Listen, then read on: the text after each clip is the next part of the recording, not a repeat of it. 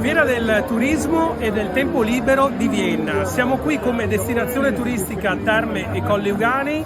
C'è il desk che raggruppa tutti i 16 comuni della nostra fantastica destinazione, che dà tanta informazione a tantissimi potenziali turisti.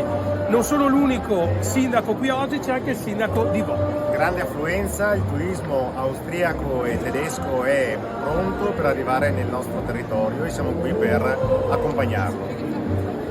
Abbiamo conosciuto l'ambasciatore italiano a Vienna e si stanno aprendo anche a livello istituzionale dei canali importantissimi per far conoscere la magnificenza del nostro territorio. Ciao!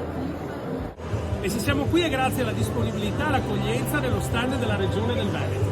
Grazie a voi sindaci di Montegrotto e di voi, in rappresentanza dell'associazione Terme e Colli Euganei, per la presenza qui a Vienna, sicuramente una destinazione per le terme importante e quindi nuovamente grazie a tutti. Grazie mille, Austria che ama Veneto, in particolare i colli e le terme, e noi siamo